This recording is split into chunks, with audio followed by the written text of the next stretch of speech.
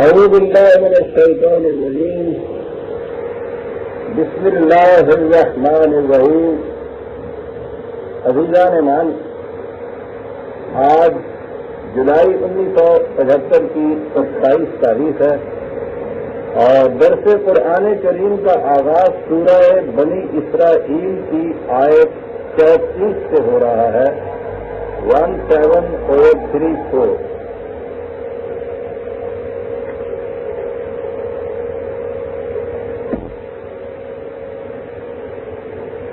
آغاز کلام سابقہ احکام کے تسلسل میں ہی ہوگا. آپ کو یاد ہے کہ ان آیات میں قرآن کریم نے کچھ معاشرتی احکامات دیے ہیں. اصل تو یہ ہے کہ قرآن کریم معاشرتی احکام دے یا معاشی سیاسی دے یا تمدنی اقوامی دے یا بین الاقوامی، ان سب کی بنیاد اس کے اصول اور اساس پہ ہوتی ہے، مستقل اقدار پر ہوتی ہے، اور اسی لیے وہ صرف احکام کو صرف احکام کی حد تک نہیں دیتا، اس کے اندر اپنی اس اساس اور بنیاد کو ضرور شامل رکھتا ہے. ان میں بھی آپ دیکھیں گے کہ یوں کہ یہ احکام ہی ہیں، لیکن ان کے اندر وہ جو بنیاد ہے اس کی کہ یہ سب مستقل اقدار کی حیثیت رکھتی ہیں. اور جیسا کہ میں اکثر کہا کرتا ہوں کہ کوئی حکم جو عارضی حیثیت سے دیا جائے اسے تو حکم کہا جا سکتا ہے، لیکن اگر وہی حکم غیر متبدل ہو اور مستقل حیثیت اختیار کر لے تو اسے قانون کہا جاتا ہے، وہ قانون بن جاتا ہے. تو یہی احکام قرآن کے احکام تو غیر متبدل بھی ہیں، ابدی بھی ہیں، ان کی بنیاد بھی ازلی اقدار پر ہے. تو اس لیے یہ احکام عام معنی میں تو احکام ہی ہیں، لیکن در حقیقت قرآن کریم کے غیر متبدل قوانین ہی کی حیثیت رکھتے ہیں. ان کی اپلیکیشن میں، ان کے اطلاعات میں، عملاً ان کے نفوذ میں طریقہ کار کا اختلاف تو ہو سکتا ہے، حالات کے اعتبار سے ان کی جزیات بھی مرتب کی جا سکتی ہیں، لیکن جہاں تک ان احکام کا تعلق ہے یہ غیر متبدل اقدار ہی کی حیثیت رکھتی ہے. اور یہ ہے وہ بنیاد دین کی جسے میں اکثر ثبات اور تغیر کے امتزاج سے تعبیر کیا کرتا ہوں. اصول اقدار اپنی جگہ غیر متبدل اور ان کو اپلائی کرنے کے طریقہ کار، جزیات، تفصیلات زمانے کے تقاضوں کے اعتبار سے بدلتے ہوئے ایک دین کے جس کو ہمیشہ کے لیے غیر متبدل رہنا ہے اس کا انداز ایسا ہی ہونا چاہیے. بہرحال ان احکام میں پہلے تو یہ چیز کہی گئی تھی کہ تمہارے مال میں حق ہے ان کا کہ جن کی ضروریات اپنی محنت سے پوری نہ ہو سکتی ہیں. حق ہے، ایز اے رائٹ ڈیمانڈ کر سکتے ہیں، دے سکتے ہیں. خیرات نہیں قرآن نے کہی. اب یہ دیکھیے اس میں کتنی بڑی چیز وہ اصول ہی آ گئی کہ وَلَقَدْ كَرَّمْنَا بَنِي آدم. ہم نے ہر انسانی بچے کو انسان ہونے کی جہت سے واجب التکریم پیدا کیا ہے. خیرات اگر آپ دیتے ہیں تو احترام انسانیت کے منافی ہو جاتی ہے بات. دینے والے کے دل میں ایک سپیریورٹی کمپلیکس پیدا ہوتا ہے، دینے والے کے اندر انفیریورٹی کمپلیکس پیدا ہوتا ہے. شرف انسانیت سے دونوں معلوم ہو جاتے ہیں. اور اگر اسے بطور حق کے لیا جائے اور دوسرے کے حق کے طور پر اسے دیا جائے تو یہ صورت پیدا ہی نہیں ہوتی. اس میں نہ دینے والا کوئی احسان رکھ کر دیتا ہے، نہ لینے والا اسے خیرات سمجھ کر دیتا ہے. تو میں نے مثال کے طور پہ یہ کہا ہے کہ پہلا حکم یہ تھا، پھر اس کے بعد یہ کہا تھا کہ یہ ہم نے جو کہا ہے کہ اپنی ضروریات سے زائد جو ہو وہ دوسروں کے ضروریات پورا کرنے کے لیے بطور حق کے انہیں دے دیجیے. تو سوال اپنے ضروریات کا آیا تھا، یہاں پھر یہ اصول بیان کر دیا کہ نہ تو ایسا ہاتھ کھلا چھوڑتے ہوئے کہ وہ کنویں سے پانی نکلے کھیت تک پہنچنے سے پہلے ہی وہ جو راستے میں نالیاں یا آڈا جنہوں کہتے ہیں وہ انہیں میں سے بہتا ہوا کوئی ادھر نکل جائے، کوئی ادھر نکل جائے، کوئی ادھر نکل جائے، یہ اصراف ہوتا ہے. اور تبذیر یہ ہوتی ہے کہ ایسی صورت نہ پیدا کی جائے کہ جو اناج جو غلہ جو دانے بونے کے لیے رکھے ہیں انہیں بھی پسوا کر کھا لیا جائے. دیکھتے الفاظ قرآن کیا چیز ہوتی ہے. قرآن تو اپنے الفاظ کے انتخاب اور اسلوب بیان کے اعتبار سے بھی موجودہ ہے. خیر، آگے یہ کہا تھا کہ اولاد کی تربیت یہ ماں باپ کا حق ہے، صرف پرورش ہی نہیں، پرورش تو حیوانات بھی کرتے ہیں. تربیت کی ضرورت انسانی بچے ہی کے لیے ہوتی ہے. اس لیے انہیں محروم نہ رکھو کہ ڈر ہے تمہیں کہ اس پہ کچھ خرچ ہو جائے گا، ہم مفلس ہو جائیں گے. بالکل نہیں. تم دیکھو گے کہ ہم ایسا نظام یہاں قائم کریں گے کہ وہ تمہاری اور ان کی ضروریات کو پورا کرے گا. بچوں کو صحیح تعلیم اور تربیت سے محروم نہ رکھو. اس کے بعد حفاظت عصمت کا سوال آیا تھا، اور اس نے صرف یہ جو جنسی اختلاط کا فعل ہے وہی بات تک نہیں کی، لا تقربوا الزنا کہا ہے کہ ان حدود کے قریب بھی نہ جاؤ. مبادیات زنا جنہیں کہا جاتا ہے، فحش اور بے حیائی جنہیں کہا جاتا ہے، تہمت تراشی جنہیں کہا جاتا ہے، یہ تمام چیزیں اس کے اندر آ جاتی ہیں کہ یہ نہ کہو. اور میں نے کہا تھا نا کہ اس نے کہا یہ ہے کہ اس سے انسانی قوتیں وہ فکری ہوں یا طبیعی ہوں ان میں اضمحلال پیدا ہو جاتا ہے، اسی لیے اس کو اسم کہا ہے.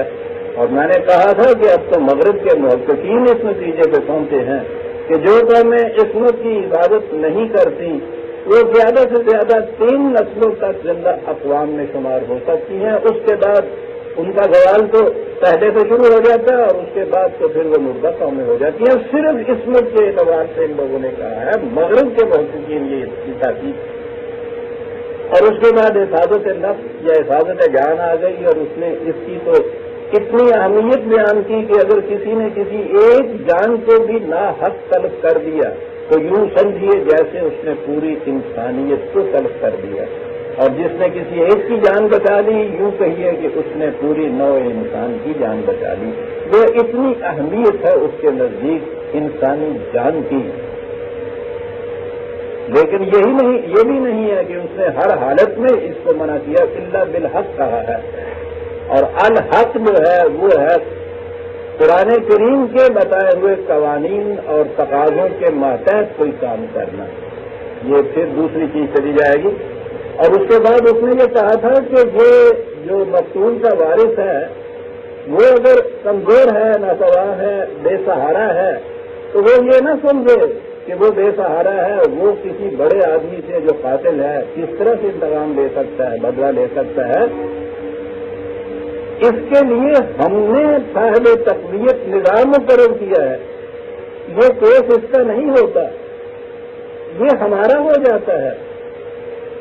ہم اس کے لیے انتظام کرتے ہیں، ہم اس کی تقویت کا سہارا بنتے ہیں، ہم اس کے لیے سلطان مقرر کرتے ہیں. لیکن کہا کہ اس سیاست کے ساتھ سید ہے فتوال اب ڈر کا ہے تھا. وہ تو خود خدا نے کہا کہ ہم تمہاری پشت بنا ہے، تمہارے لیے یہ سہارے مقرر کرتے ہیں. قتل کے انتقام میں یا اس کے صلے میں یا اس جرم کی سزا میں مبالغہ نہ کیا کرو، زیادتی مت کرو. عدل کا جو تقاضا ہے وہیں تک رہو. یہ نہ کرو کہ اس کو اپنے ہاتھ میں لے لو اس قانون کو اور ایک قاتل کی بجائے اس کے پورے کنبے کو جا کے قتل کر دو. بہرحال اس کی تفصیلات اور ہو سکتی ہیں، قرآن کو اصولی بات بتاتا ہے. اور اس کے بعد اس نے کہا کہ وَلَا تَقْرَبُوا مَالَ الْيَتِيمِ إِلَّا بِالَّتِي هِيَ أَحْسَنُ. وہ قتل کے بعد یہ چیز عام طور پہ اس کا نتیجہ یہ رہتا ہے کہ یتیم رہ جاتے ہیں، چھوٹے چھوٹے بچے یتیم رہ جاتے ہیں. تو قتل نفس کے فوری بعد اس نے وہ ان بچوں کی طرف آیا. پہلے تو اپنی اولاد کے متعلق وہ ہدایات دی تھی کہ تمہاری اولاد جو ہے، اب وہ بچے آ گئے ہیں جو اولاد تو تمہاری وہ نہیں ہے، لیکن ان کے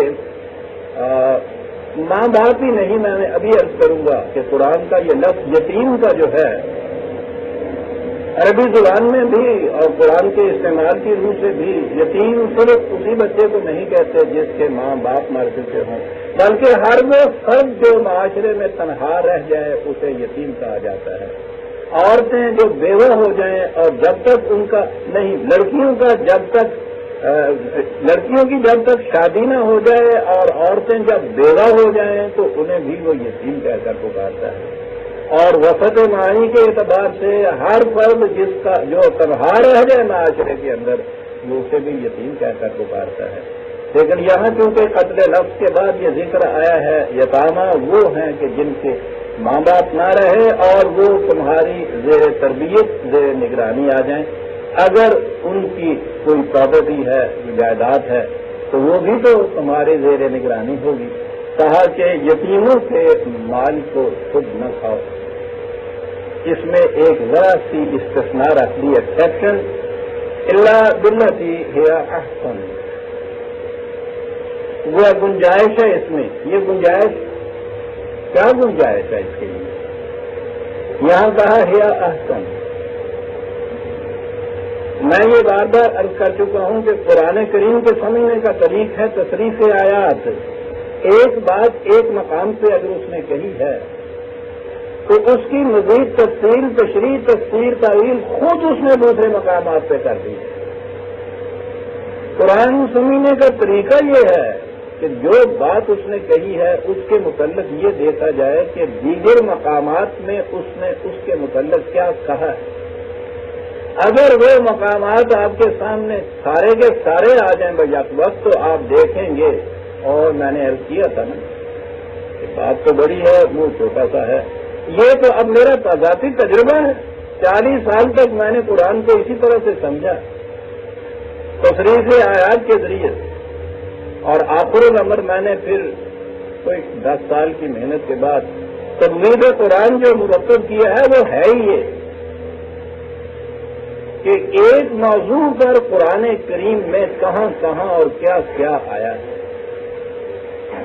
وہ تو بڑی ضخیم چیز ہے، بڑی ضخیم کتاب ہے، ظاہر ہے کہ ضخیم اس کو ہونا ہی چاہیے، لیکن بہرحال مرتب شدہ ہے، اس کی کتابت بھی ہو رہی ہے. طریقہ یہ ہے قرآن کریم کے سمجھنے کا. کوئی ایک آیت تنہا لے کے اس کو نہیں سمجھا جاتا. یہ جتنی غلط فہمیاں پیدا ہوتی ہیں ہمارے ہاں، ایک تو وہ جو غلط تراجم ہیں اس کے ان کی وجہ سے ہوتی ہیں، اور دوسرا یہ ہوتا ہے کہ ہر آیت کو وہیں رکھ کے اور وہیں اس کے متعلق کچھ بات کرنی شروع کر دیتے ہیں، دیگر مقامات کو سامنے لاتے ہی نہیں. طریقہ اس کا یہ ہے جو میں نے ابھی عرض کیا ہے، تصریف آیات کے ذریعے سے قرآن میں ابھی قرآن کی آیت یہیں سامنے ہمارے آ جاتی ہے کہ قرآن خود کہتا ہے کہ ہم نے یہ طریقہ اختیار کیا ہے اپنی بات بتانے کا. کہہ میں یہ رہا تھا کہ یہ احسن کہا، اور بہترین طریقہ، حسین ترین طریقہ، مناسب ترین طریقہ کچھ معنی کر لیجئے. اب یہ طریقہ کیا ہے؟ سورہ نساء کی آیت 5، 6، 4 اور 5، 6 اور دیگر مقامات بھی ہیں. میں صرف ایک ہی مقام سامنے لا رہا ہوں اس وقت. پہلے تو اصول بیان کیا اور عجیب اصول ہے، وَلَا تُؤْتُوا السُّفَهَاءَ أَمْوَالَكُمُ الَّتِي جَعَلَ اللَّهُ لَكُمْ قِيَامًا. سفہاء وہ لوگ جو اپنے مال و دولت کے حفاظت، اس کے انتظام، اس کو سنبھال کر رکھنے کے لیے عقل و دانش نہ رکھتے. کہا کہ ان کی حفاظت بھی تمہارے ذمہ ہے. یتیم سے بھی اگلا لفظ ایک آ گیا. یہ کوٹا وارڈ مقرر کرتے ہیں تو عام طور پہ تو وارڈ وہی ہوتا ہے کہ جو یتیم رہ جائے، لیکن وارڈ وہ بھی ہوتا ہے کہ مثلاً وہ کوئی تھوڑا سا پاگل سا ہے، عقل و ہوش پورے طور پہ ٹھکانے پہ نہیں، اس قابل نہیں کہ اپنی پراپرٹی کا آپ انتظام کر سکے، تو وہ جوان بھی خواہ کیوں نہ ہو جائے اس کا بھی کوٹا بہت کام کرتا ہے۔ اس میں وہ کیٹیگری آ گئی، وہ حفاظت کرو اس مال کی، اور وہی جو میں نے کہا ہے کہ اصول یہاں بیان کر دیا، کہا کہ یہ نہ کہو، اپنے ذہن میں سمجھو کہ یہ اس کا مال ہے، اس کی جائیداد ہے، اس کی پراپرٹی ہے، جیسا جی میں آئے کرے، ضائع کرے، حضول کرے، حماقت کی وجہ سے، اپنی صفاحت کی وجہ سے، پاگل پن کی وجہ سے جو مرضی کرے، جہاں جیتا ہے اس کو خرچ کرے۔ اس نے کیا ہے کہا کہ یہ بات غلط ہے، یہ ویلتھ آف دی نیشن ہوتی ہے۔ جعل اللہ لکم قیاما، تو بابا یہ دولت تو تم سب کے قیام کا ذریعہ ہے، تو اس کی ویسٹیج جو ہے، اس کا ضائع ہونا جو ہے، کسی ایک فرد کی دولت کا ضائع ہونا نہیں ہے، یہ تو قومی معیشت ہے تمہاری۔ جعل لکم قیاما، تمہاری قوم کا اپنے پاؤں پہ آپ کھڑے ہونا جو ہے وہ اس ویلتھ کے اوپر دار و مدار ہے اس کا۔ میں نے کہا تھا نا عزیزان من، حکم تو بظاہر وہ ہوتا ہے ایک محدود سا، اس کے اندر بہت بڑی چیز شامل ہوتی ہے۔ کسی ایک فرد کے مال یا پراپرٹی کو لکم کہنا اور لکم قیاما، لکم میں تو ساری ملت آ جائے گی، اور جب ہم آگے بڑھیں گے، اس کو بڑھائیں گے تو پوری انسانیت آ جائے گی۔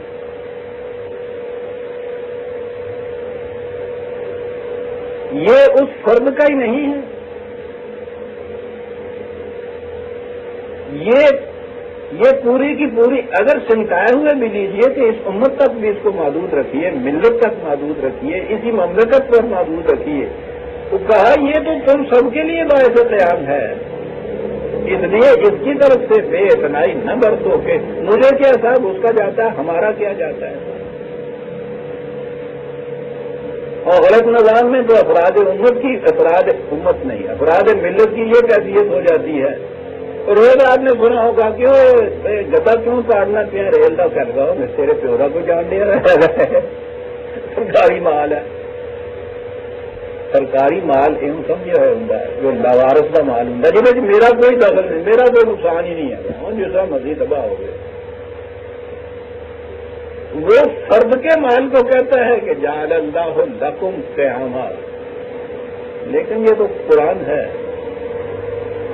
اس نے یہ نہیں کہا کہ یہ فرد کا مال تمہارا مال ہے، اس نے کہا ہے کہ تمہاری اجتماعی زندگی کے قیام کا ذریعہ ہے، تو لہذا جب یہ بات ہو جائے کہ وہ مال اجتماعی زندگی کے قیام کا ذریعہ بن جائے تو پھر اس کی حفاظت ہر فرد پر لازم ہو جائے۔ یہ جو اس وقت آپ دیکھتے ہیں نا، یہ ہوتا ہے کہ صاحب کیا ہوا سرکاری مال ہے صاحب، وہ یہ ہے کہ وہ یہ دیکھتے ہیں کہ یہ مال جسے ہم ملت کا امت کا کہتے ہیں، امت کے قیام کا ذریعہ نہیں بنتا۔ آپ دیکھ رہے ہیں کہ لفظ کے اندر کیا کچھ کہا جاتا ہے، بار ہے وَارْزُقُوهُمْ فِيهَا وَاكْسُوهُمْ، یہ جن کا مال تحویل میں لو، وہ کوٹ بنو اس وارڈ کا، تو اس کے کھانے پینے کا انتظام کرو، پرنوش کا انتظام کرو، اس کی ضروریات زندگی پوری کرو، اور آگے یہ کہ وَقُولُوا لَهُمْ قَوْلًا مَعْرُوفًا، اور ساتھ کے ساتھ یہ بات اتنی ہی نہیں ہے کہ ان سے بات کرو تو فائدے کے مطابق، بلکہ قولو کے اندر تو تربیت آ جاتی ہے۔ کوشش یہ بھی کرو کہ معروف طریقے پہ، جانے پہچانے طریقے پہ، قانون کی روح سے ایسا کچھ کرو کہ باتوں ہی باتوں میں اس کی تربیت بھی ہوتی چلی جائے۔ صفاحت اگر ایسی ہے کہ اس کی بے وقوفی یا غفلت کی وجہ سے پیدا ہو رہی ہے، اسے دور کرنے کی کوشش کرو۔ اور اس کے ساتھ ہی یہ کہا کہ صفاحت میں تو چھوٹے بچے بھی آ جائیں گے، بڑے آدمی بھی آ جائیں گے۔ اب آیا یتیم، وَابْتَلُوا الْيَتَامَىٰ حَتَّىٰ إِذَا بَلَغُوا النِّكَاحَ، یتیموں کی پرورش کرو اور نگاہ رکھو ان کے اوپر کہ وہ کس طرح سے پروان چڑھتے ہیں۔ ایک اس میں اور نقطہ آ گیا ہے، وہ اسے ختم کر کے اس موضوع کو تو وہ پھر میں دیتا ہوں۔ فَإِنْ آنَسْتُم مِّنْهُمْ رُشْدًا، یہ وہی بات آ گئی۔ نگاہ رکھو ان کے اوپر، جب وہ بالغ ہو جائیں تو وہ اگر صفی نہ رہیں، ان میں یہ صلاحیت پیدا ہو جائے کہ وہ اپنے مال و دولت کی، اپنی جائیداد کی، اپنی پراپرٹی کی حفاظت کر سکتے ہیں، تو فَادْفَعُوا إِلَيْهِمْ أَمْوَالَهُمْ، تو وہ ان کے واپس دے دو، ان کے سپرد کر دو۔ وَلَا تَأْكُلُوهَا إِسْرَافًا وَبِدَارًا أَن يَكْبُرُوا، اور دیکھو جب تک وہ مال تمہاری تعزیب میں رہے اسے وہی اسراف، جہاں خرچ ہونا ضروری ہے وہاں تو خرچ کرو، پانی کو کھیت تک پہنچاؤ بڑا ضروری ہے، ضائع مت کرو راستے میں، ان کے مال کو تم ضائع مت کرو۔ اور اگلی بات یہ ہے وہ بِدَارًا أَن يَكْبُرُوا، خاص طور پہ جب وہ دیکھو نا کہ بڑے ہو رہے ہیں اور اب تو صاحب بس اگلے سال یہ بالغ ہو جائے گا اور یہ سب کچھ لے جائے گا، تو یہ جو بات پیدا ہوگی نا کہ دن تھوڑے سے اب رہ گئے ہیں اور پھر دینا پڑے گا، تو اس خیال سے کہ اب ذرا یہ بڑا ہو گیا ہے دینا پڑے گا، اس وقت یہ کیفیت نہ ہو کہ لوٹنا ہی شروع کر دو۔ کس طرح انسانی نفسیات پہ نگاہ ہے قرآن کریم۔ غلط معاشرے میں آپ دیکھیں گے عام طور پر یہ ہوتا ہے، یہ نہیں ہوتا ہے نا کہ جب وہ قریباً بڑا ہونے لگتا ہے تو اس وقت پھر کیا کیا ہتھ کنڈے کیے جاتے ہیں، وہ یہ بھی کہہ رہا ہے۔ باقی یہ رہا کہ تم اس میں سے کتنا لے سکتے ہو۔ وَمَنْ كَانَ غَنِيًّا فَلْيَسْتَعْفِفْ، جس کی اپنی ضروریات آپ پوری ہوتی چلی جاتی ہیں، وقت دے رہا ہے اپنا دوائی لینا، لیکن اس کے باوجود محتاجی نہیں ہے اس کو اس کی، تو وہ تو کچھ بھی نہ کرے۔ فَلْيَسْتَعْفِفْ، عزت کا لفظ کہاں لایا ہے؟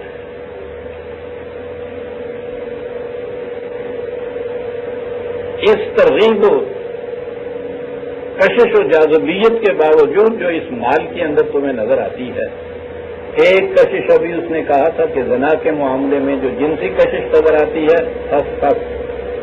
اس میں عفت کو قائم رکھو، یہ وہی یہ لفظ وہاں بھی آیا ہے، فَلْيَسْتَعْفِفْ،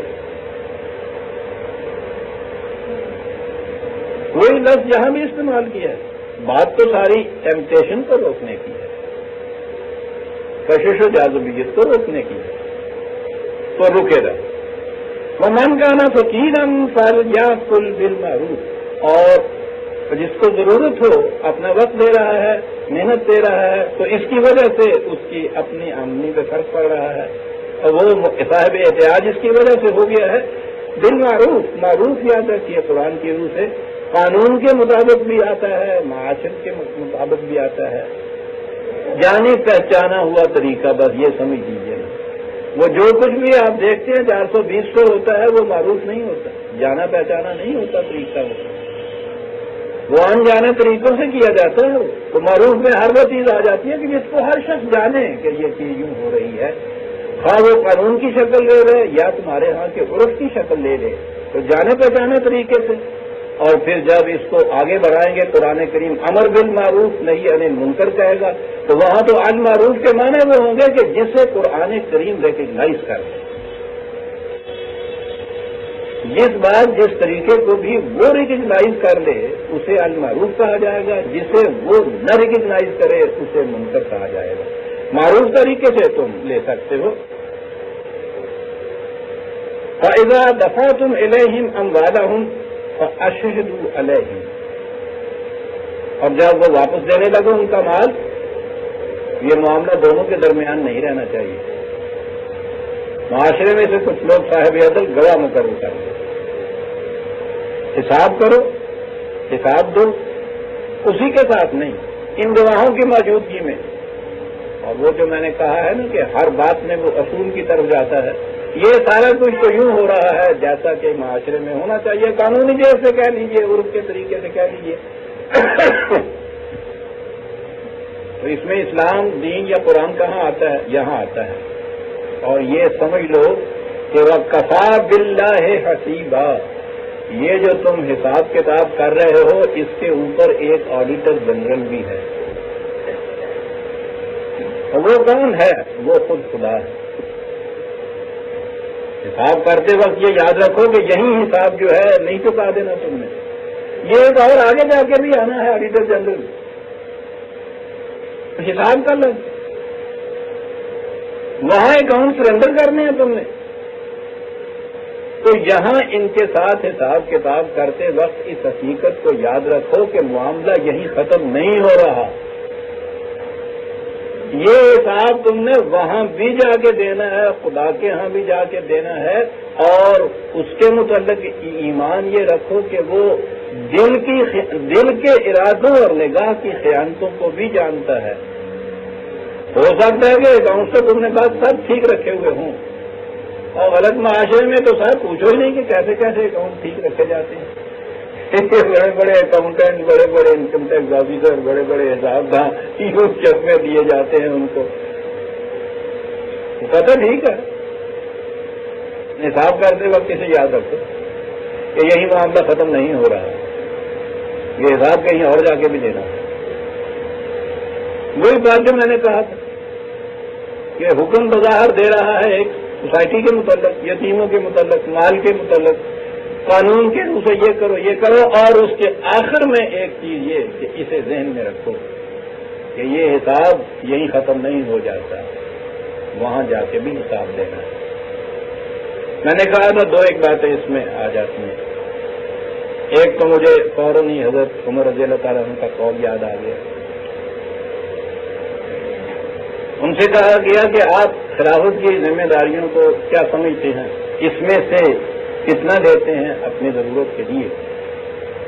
انہوں نے کہا کہ میں تو حکومت کا یا امت کا یہ جو مال ہے اسے یتیم کا مال سمجھتا ہوں.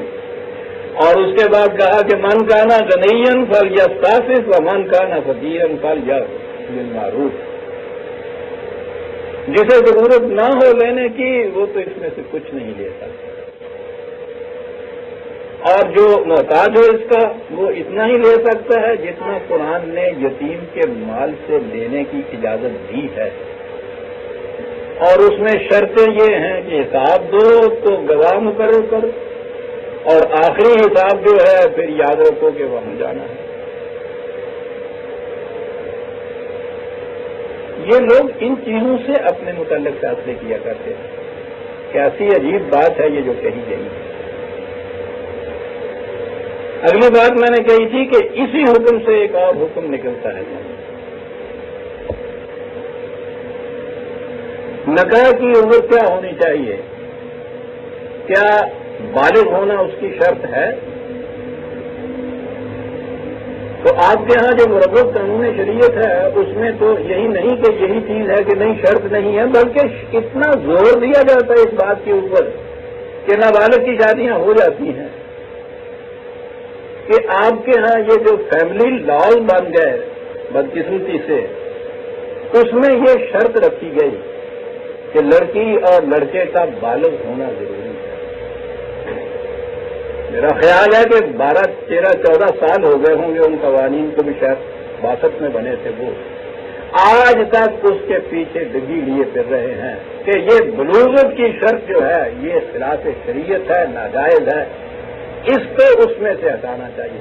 روز آئے دن یہ چیز ہوتی ہے کہ اب چھری سے یاد نے دی، اب قفس کا در کھلا، لگے ترمیم کرنے دی. انہوں نے ایک بل دیا، انہوں نے بل کا نوٹس، اور پروپیگنڈا تو جتنا ہوتا ہے عادی ہے. اور وہ جو کفر کا فتویٰ ہزار علماء کرام نے پرویز کے خلاف لگایا تھا، اس میں یہ بھی اس بدبخت کی ایک گناہوں کی فہرست میں یہ بھی تھا کہ اس نے کوشش کی تھی یہ کہنے کی، پروپیگنڈا غلط کرتا رہا کہ نکاح کے لیے بلوغت شرط ہے. آپ کے ہاں تو یہ صورت ہے، اور یہ کچھ آج کی بات نہیں ہے، چلی آ رہی ہے آپ کے یہاں آزاد کرو. شریعت کا قانون اہمیت اتنی بڑی ہے. دلی میں تھے ہم، دیر کی بات ہے، انگریز کے زمانے کی پارلیمان میں ایک ہندو کی طرف سے یہ بل آیا تھا کہ شادی کے لیے بلوغت شرط ہونی چاہیے. ہندوؤں کے ہاں ان کے دھرم شاستر کے اندر یہ چیز لکھی ہوئی ہے کہ ایک دن کی لڑکی کی شادی بھی کی جا سکتی ہے. ان کے ہاں بے تصریح میں لکھا ہوا موجود ہے یہ کیا جا سکتا ہے. ہندو کی طرف سے یہ بل آیا اور آپ کو پتا ہے اس کی مخالفت کس کی طرف سے ہوئی؟ تمام مسلمان علماء کرام کی طرف سے.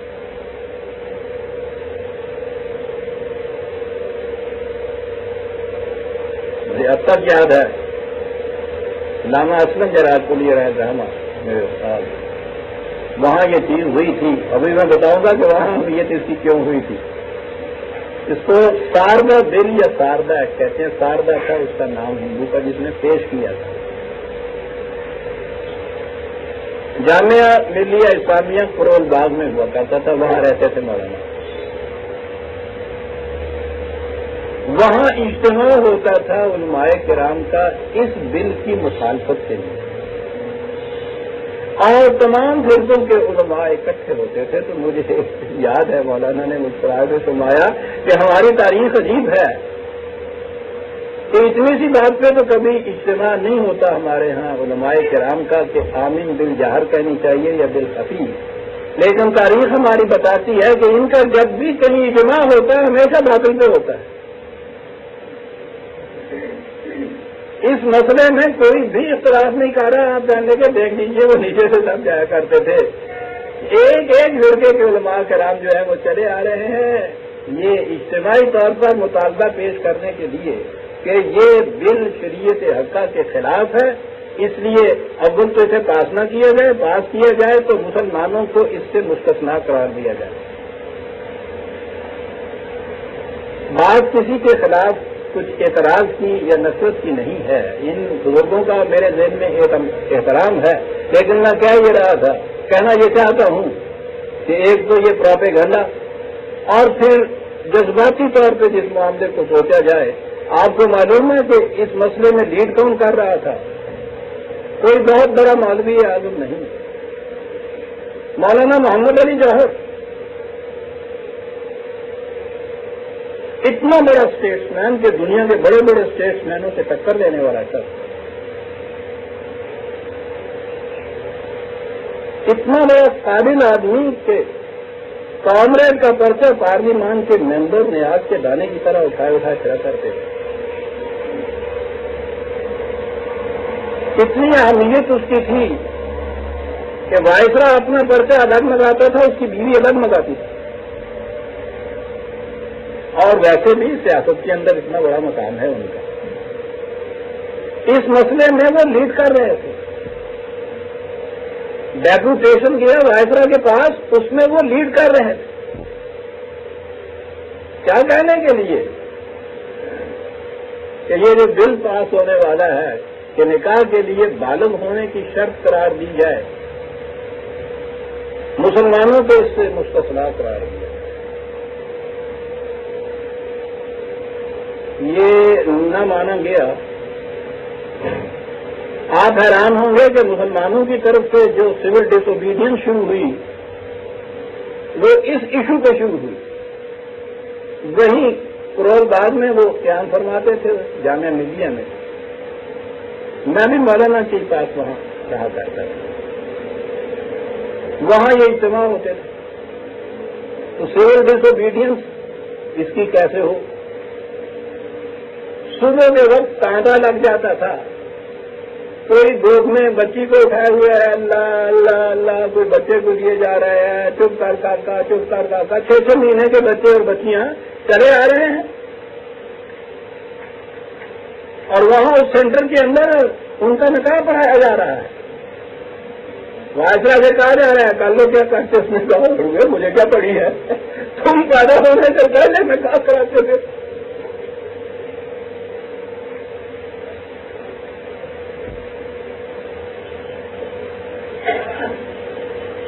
انگریز اس قسم کے چھوٹے چھوٹے معاملوں پہ نہیں چھڑا کرتا تھا, بڑا حلیم واقعہ ہوا تھا. وہ اس نے نوٹس ہی نہ لیا اس سول ڈس اوبیڈینس کا, تو چند دن کے بعد ختم ہو جائے. وہ یہی ہو, لیکن یہ کیفیت ہے آپ کے قوم میں.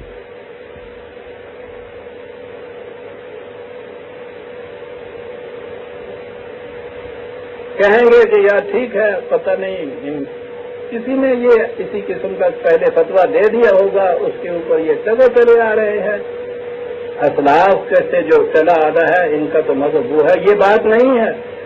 دلیل آگے جو آتی ہے عزیزان من، جگر پاش وہ دلیل ہے جس کی بنا پہ مجھے یاد ہے کہ میں نے اس زمانے میں یہ بات کہی، بڑا پرانا بات آپ رکھیے گا۔ دلیل یہ دے رہے تھے یہ لوگ، قرآن کی آیات سے ہم وہاں اس زمانے میں ثابت کر رہے تھے کہ بالغ ہونا شرط ہے۔ یہ اس کے مقابلے میں دلیل یہ دیتے تھے کہ قرآن یہ لوگ سمجھے ہیں، یہ بیٹھے ہوئے قرآن رسول اللہ صلی اللہ علیہ وسلم نے سمجھا، اور سنت رسول سے قرآن سمجھ میں آئے گا۔ اور سنت رسول یہ ہے کہ رسول اللہ صلی اللہ علیہ وسلم نے 53 برس کی عمر میں 6 سال کی لڑکی عائشہ سے شادی کی۔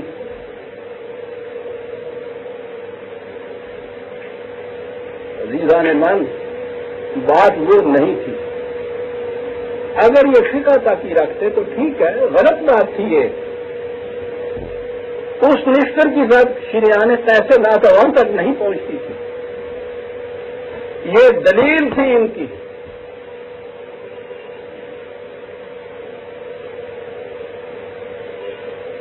کہ یہ ہے ہمارے پاس اس کی دلیل۔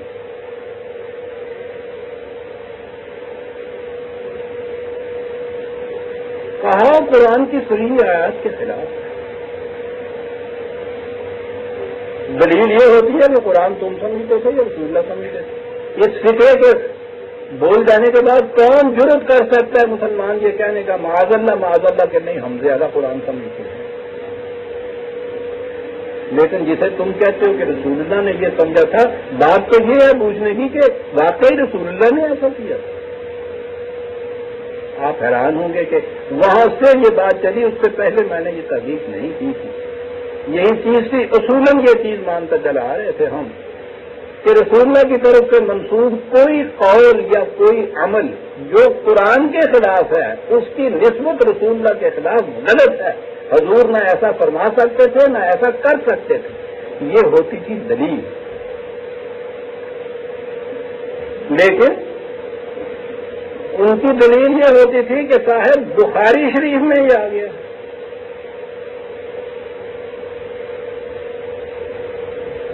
سارے دلائل رکھے کے رکھے رہ جائیں گے آپ کے۔ بخاری شریف میں کیا رسول اللہ کی وفات کے 200-250 سال بعد ایک بزرگ محترم بخارا سے اٹھتے ہیں، عرب بھی نہیں۔ یہ جتنی آپ کی مستند ترین حدیث کی کتابیں ہیں، مجموعے ہیں، جن کو صحائح ستہ کہتے ہیں، جنہوں نے انہیں جمع اور مرتب کیا ہے نا حضور کی وفات کے 200-250 سال بعد، ان میں کوئی ایک بھی عرب نہیں ہے، وہ سب کے سب ایرانی ہیں۔ یعنی سارے عرب میں کوئی ایک شخص بھی ایسا نہیں ہے کہ صحائح ستہ میں کسی نے ایک نے ہی ان میں سے مرتب کی ہے۔ یہ دوسری بات ہے، بخاری میں یہ بات آ گئی ہے۔ دلیل یہ ہوتی تھی کہ اگر یہ مان لیا جائے جیسا تم کہتے ہو جس کے حق میں قرآن کی آیات موجود ہیں، تو بخاری کی اس روایت کے اوپر زد پڑتی ہے۔ بخاری کی روایت کے اوپر زد نہ پڑے، خواہ رسول اللہ صلی اللہ علیہ وسلم کی ذات گرامی یہ آ جائے لوگوں کی نظروں میں کہ ایک شخص 6 سال کی لڑکی سے شادی کرتا ہو، کہتے تھے 9 سال کی عمر میں رخصتی بھی ہو گئی۔ عزیزان من، کوئی الہام اور وحی کا تو دعویٰ نہیں ہمیں، اور اس پہ میں نے پھر تحقیق شروع کی کہ شاید کہیں سے کچھ مل جائے۔ عجیب اتفاق یہ ہے کہ جہاں ہمارے ہاں کی تاریخ اور روایات کی کتابوں میں یہ رسم و یابس ہے، یابس کے ساتھ کہیں کہیں رتب بھی ہے، اس کے اندر کہیں مل جاتی ہیں چیزیں۔ آپ حیران ہوں گے کہ میں نے انہی کی کتابوں سے، انہی کے حوالوں سے یہ ثابت کیا کہ حضرت عائشہ رضی اللہ تعالیٰ عنہا کی عمر نکاح کے وقت 17 اور 19 سال کے درمیان تھی۔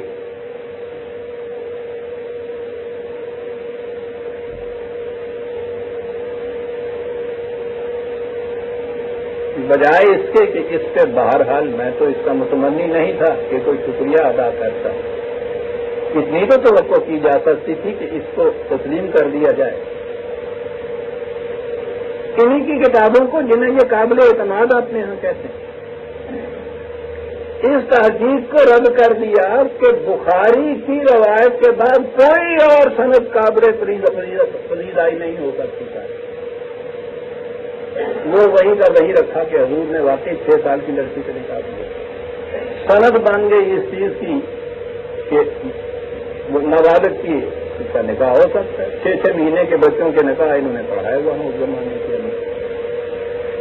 یہ تو موضوع دوسرا ہے. آج تو میرا زیر نظر موضوع نہیں ہے. میں نے کہا تھا کہ قرآن تصریف آیات سے کس طرح سے یہ بیان کرتا ہے. یتیموں کے متعلق یہ کہا کہ ان کا مال ان کو اس وقت واپس کرو حتی یبلغ اشدہ. متفقہ طور پر ان میں سے ہر ایک اشدہ جو ہے اس کا ترجمہ اس کے معنی لغت کے اعتبار سے تفاسیر کے اعتبار سے اس کے معنی جوانی ہے. اور یہ سیدھی سی بات ہے کہ یتیم کو اس وقت مال دیا جاتا ہے واپس دینے کا حکم ہوگا جب وہ بالغ ہو جائے گا. لفظ موجود ہے اشدہ کہ جب وہ جوان ہو جائے جوانی تک پہنچ جائے اس کو اس وقت واپس دے دو. مال اس کا ٹھیک ہے. تم کہوگے کہ یہ جو تم بیان کر رہے تھے بات اس سے اس کا کیا تعلق. دوسری جگہ کہا ہے اس نے وابتلوا الیتامى حتی اذا بلغوا النکاح.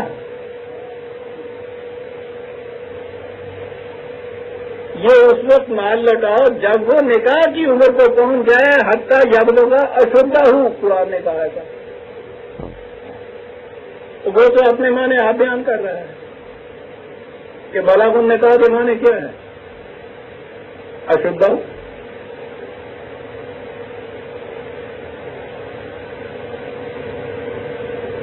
اب یہ چیز کہ وہ جوانی جسے آپ کہتے ہیں بلوغت جسے کہتے ہیں وہ بہرحال مختلف ممالک میں آب و ہوا کے اعتبار سے عمر کا تعین جو ہے اس میں کچھ اختلاف ہو سکتا ہے. ٹھنڈے ممالک میں کچھ زیادہ عمر ہوگی, ٹراپیکل کنٹریز میں کچھ کم ہوگی. یہ معاملہ جو ہے یہ جو علماء طب یا طبیعیات والے ہیں یہ ان کا مسئلہ ہے. وہ یہ بتائیں کہ یہ عمر یہ جو حد آنے کے یا بلوغت جسے آپ کہتے ہیں یا جوانی جسے آپ کہتے ہیں بالغ ہونا یہ کہتے ہیں اس کی عمر کیا ہوگی. لیکن بالغ ہونا تو بہرحال قرآن کی روح سے یہ شرط ہے. میں کہہ یہ رہا تھا کہ قرآن کریم کا اعجاز یہ ہے کہ وہ موضوع کوئی ہوتا ہے احکام یا اصول یا ہدایات اس کی روح سے ملتی ہیں تو 2 چیزیں اس کے اندر موجود ہوتی ہیں. ایک تو یہ چیز موجود ہوتی ہے کہ تصریف آیات سے اگر آپ دیکھیے تو کئی اور اس میں احکام اور موضوع ہوتے ہیں جو اسی میں سے متفرق ہوتے چلے جاتے ہیں. اور دوسری چیز یہ کہ جو حکم بھی وہ دیتا ہے اس میں وہ اپنا اصول اور اساس بنیادی جو اس کے کی اقدار ہیں انہیں کسی نہ کسی شکل میں ضرور سامنے لے آتا ہے کہ بات صرف احکام منوانے کی نہیں ہے, بات تو اقدار کی پابندی کی ہے. حکم کو مکینیکلی مانا جائے تو اس سے انسان کی سیرت و کردار پہ نہیں کچھ اثر پڑتا. بالکل آپ نہایت عمدگی سے کیپ ٹو دی لیفٹ کرتے چلے جائیں آپ کے کریکٹر پہ اس سے کوئی اثر نہیں پڑتا. وہ تو یہ کہتا ہے اکاؤنٹس بھی صحیح رینڈر کیجئے, ٹھیک پائی کا حساب بھی دے دیجئے, گواہ بھی موجود ہوں, سب کچھ. لیکن یہ سب کچھ کرتے وقت یاد رکھیے کفا باللہ حسیبا. یہ بات ہے جس کا اثر آپ کے کریکٹر پہ پڑے گا کہ نا بھائی مجھے تو یہ سارا حساب یہی نہیں چکا دینا, یہی معاملہ ختم نہیں ہو جاتا. اس حساب کتاب کا اس زندگی کے اس کے اوپر بھی ایک حساب لینے والا ہے. اور جب وہ یہ کیفیت ایمان کے درجے پہ آپ کے پہنچ جائے کہ ہے حساب لینے والا, پھر آپ کی صورت یہ ہو جاتی ہے کہ ہر گول چکر کے اوپر ہر سائیکلسٹ کا جی یہ چاہتا ہے کہ وہ دائیں کی طرف مڑ جائے کسی طرح سے. تو 2-3 پاؤں کم مارنے پڑتے ہیں اس کے اندر, ٹیمپٹیشن ہو جاتی ہے کیپ ٹو دی لیفٹ کرتے کرتے اگر یوں جانا ہے نا اس طرح پہ تو وہ یوں آنے کی بجائے یوں ہی نکل جاتا ہے. لیکن اگر اس کو سامنے معلوم ہو کہ سپاہی کھڑا ہے پھر وہ ایسا نہیں کرتا. نظر نہ آئے، یہ پتا چلے کہ وہ سپاہی جو ہے وہ یہاں ہوتا ہے، ضرور کہیں چھپا ہوا ہوگا، پھر بھی نہیں کرتا، اس خیال سے کہ اسے معلوم ہے کہ اوپر دیکھنے والا ہے۔ اگر یہ چیز آپ کے ایمان کا درجہ حاصل کر لے کہ جو حساب بھی میں یہاں رینڈر کرتا ہوں اس کے اوپر ایک اور آڈیٹر جنرل ہے، خود خدا اس کا حساب لینے والا ہے، اس کا اثر آپ کے کریکٹر پہ پڑے گا۔ پھر یہاں کسی کو حساب دینا ہو یا نہ دینا ہو، رکھنا ہو حساب یا نہ رکھنا ہو، آپ اس میں پیمانگی کر ہی نہیں سکتے۔ آپ کبھی کی پوری لیفٹ کا قانون نہیں توڑتے اگر آپ کو یہ یقین ہو کہ سپاہی دیکھ رہا ہے، یا اگلا یقین کے ساتھ دیکھ بھی رہا ہے تو دونی دے کے چھٹکارا نہیں ہو سکتا۔ اس آڈیٹر جنرل کے متعلق یہ بات ہے کہ وہاں دونی دے کے بھی چھٹکارا نہیں ہو سکتا۔ تو میں نے عرض کیا تھا کہ بات تو معاشرت کی احکام کی ہو رہی تھی، تو آپ دیکھ رہے ہیں کہ ایک ہی حکم میں، ایک ہی آیت میں کیا کیا چیزیں پوشیدہ ہوتی ہیں۔ قرآن اس طرح سمجھ میں آتا ہے اور اس طرح سے وہ احکام دیتا ہوا آپ کا کریکٹر بلڈ کرتا چلا جاتا ہے۔ یہ ہے اس کا انداز، کیوں بجان در رست جہاں دیگر شوا۔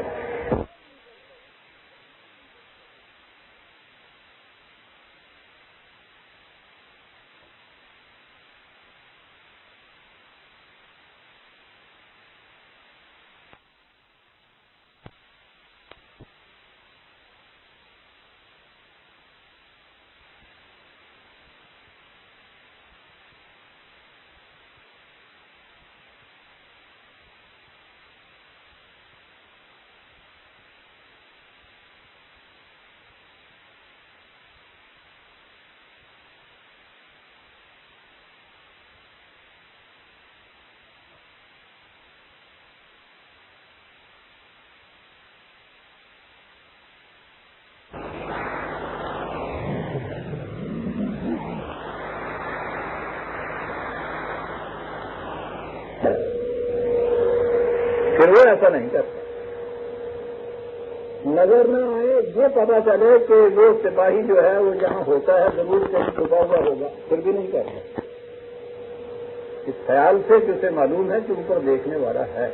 اگر یہ چیز آپ کے ایمان کا درجہ حاصل کر لے کہ جو حساب بھی میں یہاں رینڈر کرتا ہوں اس کے اوپر ایک اور آڈیٹر جنرل ہے، خود خدا اس کا حساب لینے والا ہے، اس کا اثر آپ کے کریکٹر پہ پڑے گا۔ پھر یہاں کسی کو حساب دینا ہو یا نہ دینا ہو، رکھنا ہو حساب یا نہ رکھنا ہو، آپ اس میں پیمانگی کر ہی نہیں سکتے۔ آپ کبھی کی پوری لیفٹ کا قانون نہیں توڑتے اگر آپ کو یہ یقین ہو کہ سپاہی دیکھ رہا ہے، یا اگلا یقین کے ساتھ دیکھ بھی رہا ہے تو دونی دے کے چھٹکارا نہیں ہو سکتا۔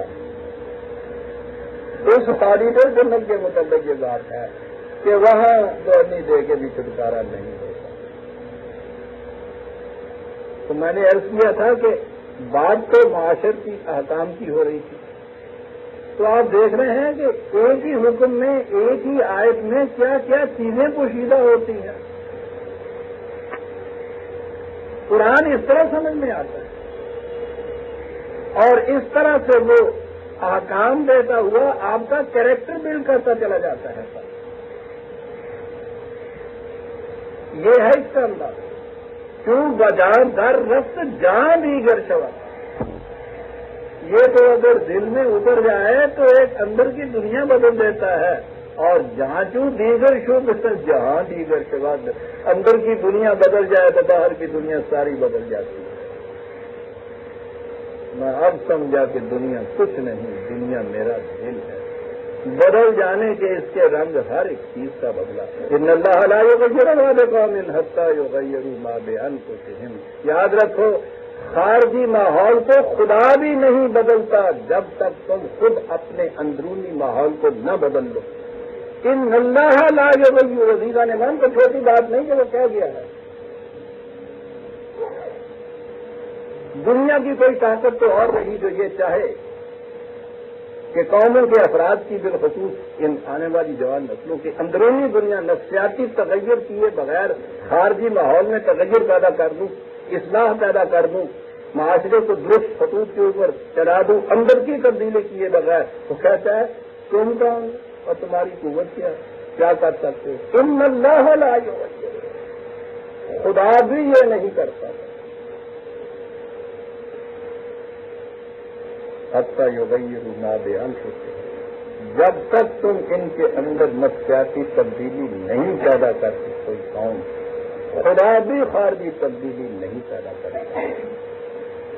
اور نفسیاتی تبدیلی جو ہے اس کا تعلق ہی صحیح تعلیم و تربیت سے ہے، اور جب ہم صحیح کہتے ہیں تو اس کے معنی ہے کہ اس کی بنیادیں اقدار خداوندی کے اوپر ہونی چاہیے۔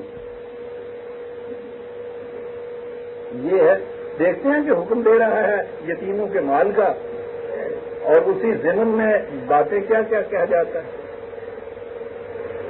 وَأَوْفُوا بِالْعَهْدِ إِنَّ الْعَهْدَ كَانَ مَسْئُولًا، اور جب بھی کسی کے ساتھ کوئی وعدہ کرو، کوئی عہد کرو، کوئی پیمان کرو، ایگریمنٹ ہو، کانٹریکٹ ہو، وعدہ بھی ہو، یہ سب چیزیں عہد میں آ جاتی ہیں۔ اسے پورا کرو، کیونکہ عہد کی بات پرس ہو، پوچھا جائے گا عہد کے متعلق۔ اب یہاں پھر وہی بات آ گئی، پوچھا جائے گا، یہاں سے سوال کیا جائے گا۔ یہاں کے عہد و پیمان اور معاہدے تو آپ جانتے ہیں کس طرح سے ٹوٹتے ہیں، کس طرح سے بنتے ہیں۔ وہ ٹوٹنا اور بننا تو محاکاتی انداز میں، جو اپنے انداز میں وہ ریاض کیا گیا ہے، وہ نقشہ ہے۔ جام میں توبہ شکن، توبہ میری جام شکن،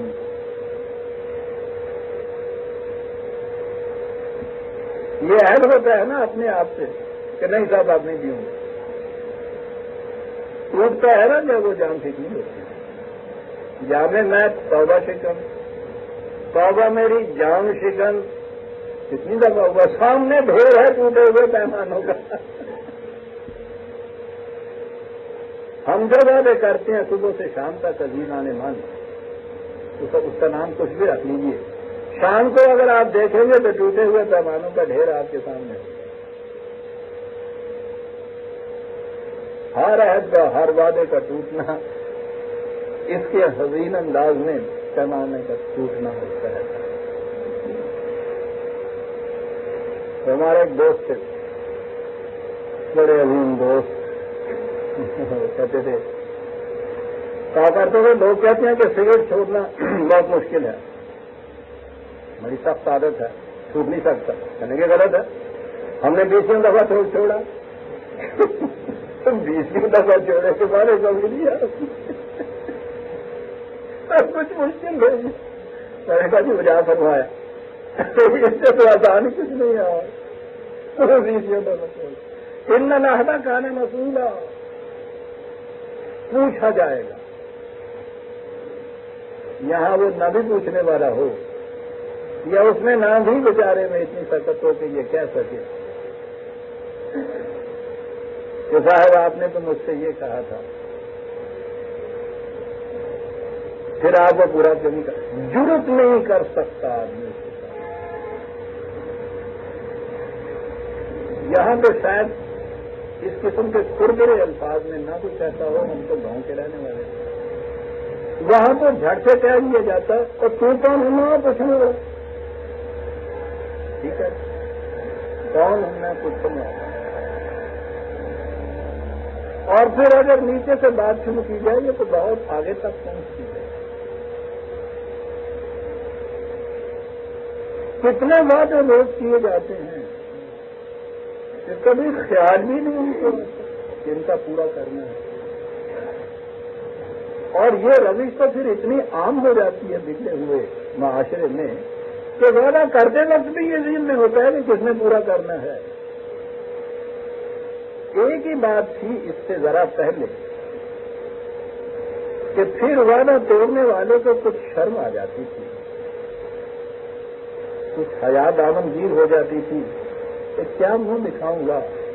جب روش عام ہو جائے تو تو پھر یہ حجاب بھی اٹھ جاتا ہے اور کسی کو شرم ہی نہیں آتی ہے، ہی نہیں آتی ہے۔ کہ کل ہی میں نے کیا کہا تھا اور اس کے بعد میں نے کیا پوچھا، اور پھر یہ جو چیز ہے کہ اگر آپ کہیں پوچھ بیٹھتے ہیں یہ اس کا جو خمیازہ بھگتنا پڑتا ہے وہ تو آپ کو معلوم ہے۔ تو یہ تو بات یہاں ہے کہ نہیں، پھر وہی بات آ گئی، ان العہد کان مسئولا، پوچھا جائے گا، مسئولہ یہاں کہہ کے قرآن نے ایسے وائس استعمال کیا ہے، اس کے معنی یہ ہے پوچھنے والا، یہاں سے پوچھنے والے شروع ہو جائیں گے، اور اگر یہ نہ ہوگا تو یاد رکھو پھر آخر میں وہی جب پوچھنے والا ہے۔ کہا ہے تمہارے آپس کے وعدوں کے متعلق ہم پوچھیں گے۔ عزیزان من، جس نے کہا ہے کہ ہم پوچھیں گے، اس نے ایک بات اپنے متعلق کہی ہے، اور میں سچ کہتا ہوں کہ جب اس قسم کی آیتیں پہلی دفعہ سامنے آئی تھیں تو پتہ نہیں مہینوں تک کیفیت میری تو یہ رہی تھی کہ سر پکڑ کے بیٹھ جاتا تھا اور یہ کہتا تھا کہ کم از کم خدا کا اس قسم کا تصور دینے والا خدا ہی ہو سکتا تھا، کوئی اور نہیں ہو سکتا تھا۔ بات یہاں یہ ہوئی کہ وعدے کے متعلق پوچھا جائے گا تو اس سے پوچھا جائے گا۔ وعدہ ایسی چیز ہے کہ اس کے متعلق پوچھ سکتے ہو۔ خدا کہتا ہے ہم پوچھیں گے۔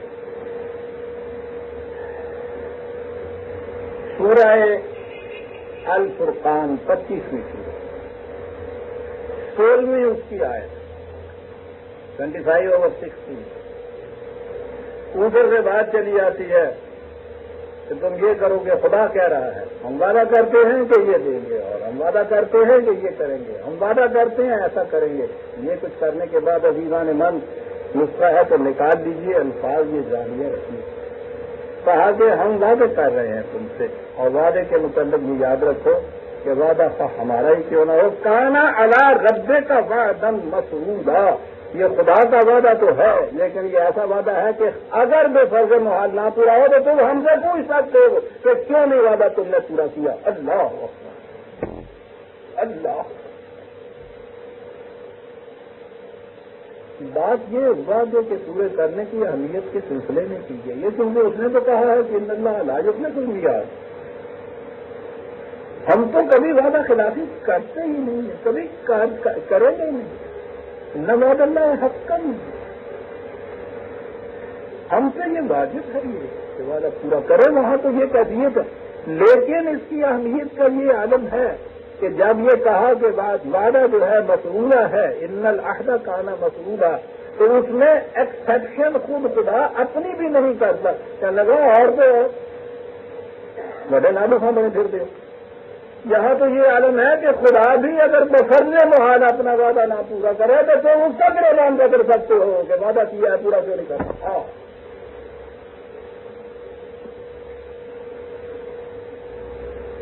یہ ہے قرآن کا تصور دیا ہوا خدا کا عزیزان من، ایسا خدا جو فرق سادہ قدم ہر خدا سے نہیں نگرم، کرشمہ دامن دل بھی کشد کے جائیں جاؤ۔ اس خدا کے تصور میں تو جس گوشے پہ بھی نگاہ ڈالیے نظر آتا ہے کہ رب بننا تینوں ہی چاہیے سی وہ کرے۔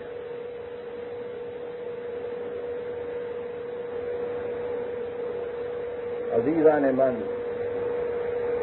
جس بھی شکل میں بھی دنیا کے مذاہب کی کتابیں موجود ہیں، مدعی ہیں وہ جیسے ان کی آسمانی کتابیں، کسی ایک کتاب میں بھی یہ بات نکال کے دکھا دیجیے جو کہا ہو خدا نے اگر ہم بھی جو وعدہ کرتے ہیں پورا نہ ہو تو ہم سے بھی تم پوچھ سکتے ہو کہ وعدہ کیوں نہیں پورا۔ دیکھ رہے ہیں کہ وعدہ پورا کرنے کی اہمیت کس قدر ہے۔ یہ ہے وہ چیز، لفظ وہ ہے ان العہد کان مسئولا، یہی لفظ وہاں استعمال ہوا ہے مسئولا۔ یہ ہے اہمیت جس کو اب اتنا لائٹلی لیا جاتا ہے، پوچھو ہی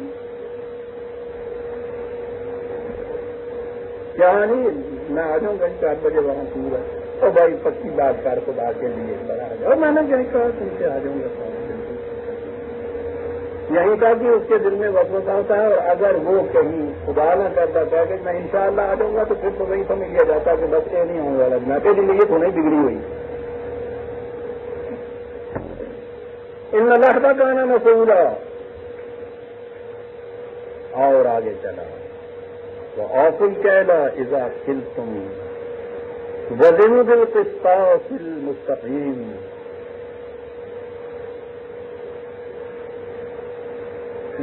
یہ کاروباری معاملات کے اندر بظاہر یہ الفاظ انہیں کے اوپر صرف آتے ہیں. ماپ اور تول کے پیمانے صحیح رکھو. ترازو کی ڈنڈی دیکھو سیدھی رہنی چاہیے. سمجھانے کی بات، ڈنڈی سیدھی رہنی چاہیے. آپ نے دیکھا ہے، پتا نہیں کہ کاروبار دکانداری کی دنیا کے اندر ایک اصطلاح ہے، وہ ڈنڈی مار جاندہ.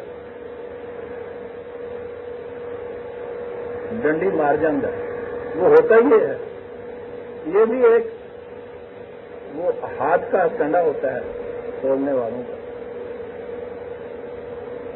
وہ یہ کہہ رہا ہے جس طرح سے مستقیم سے تولو.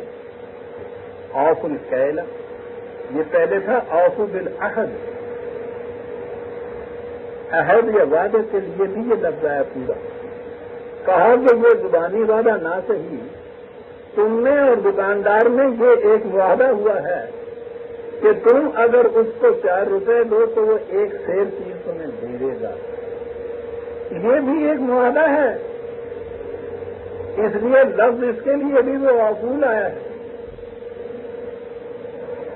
اس کا ذریعہ یہ معقول کے بات ہے، پیمانے ہیں، ترازو ہیں.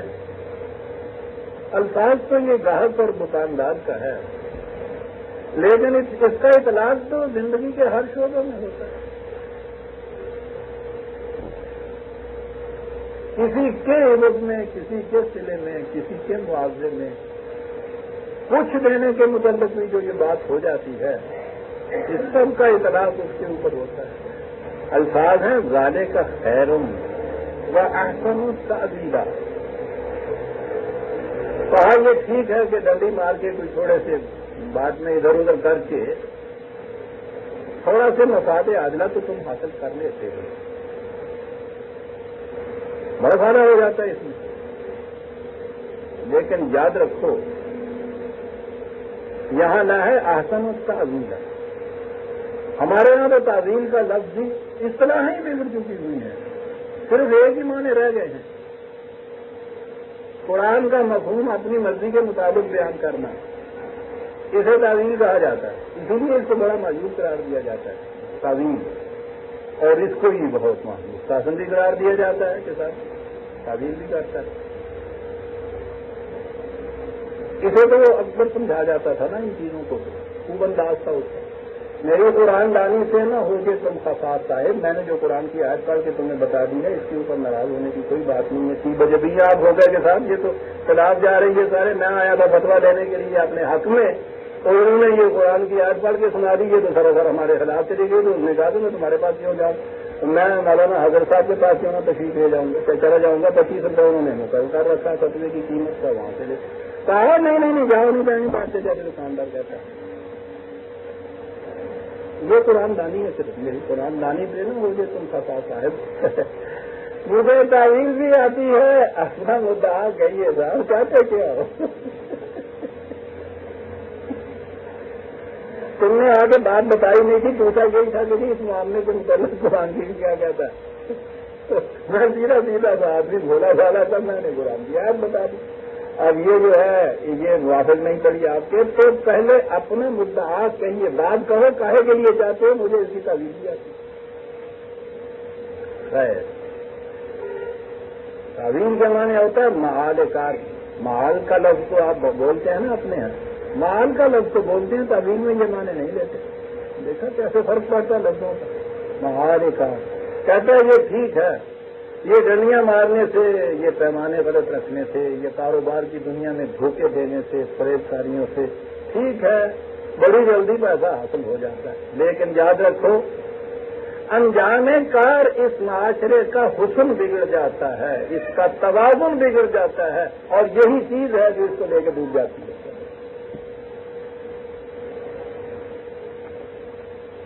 یہ بگڑتا کیسے ہے یہ توازن؟ کیا ہوتا ہے اس معاشرے میں؟ پہلی چیز یہ ہے کہ ایک دوسرے کا اعتماد ہی اٹھ جاتا ہے۔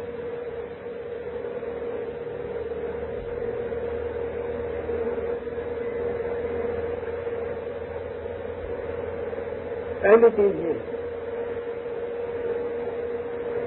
جب یہ مشہور ہو جائے اس چیز کے ساتھ، یہاں تو صاحب کوئی چیز خالص مل ہی نہیں سکتی۔ کوئی دکاندار لاکھ کہتا میرے کے ساتھ میں خالص چیز دیتا ہوں، کوئی مانتا ہی نہیں۔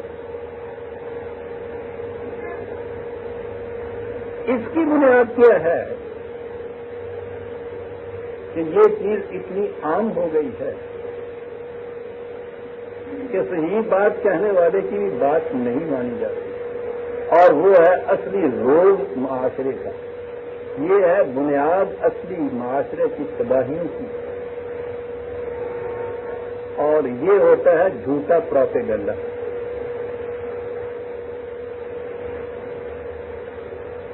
ایماندار دکاندار بھی کہیں آ کے بیٹھ جائے نا، سب کچھ معلوم ہو، تو جو ادھر ادھر والے وہ بے ایمان ہوتے ہیں، اس کے متعلق اس قدر افواہیں پھیلاتے ہیں کہ یہ آپ کو پتہ نہیں ہے یہ کرتا کیا ہے۔ وہ ہر بار ایماندار دیانتدار بڑا پھرتا ہے، نظر آتا ہے، لیکن مجھے نہیں کیا پورا ہے، اور یہ پھر صبح سے نکلتی ہے اور شام تک پوچھو نہیں سارے معاشرے کے اندر کیسے پھیل جائے۔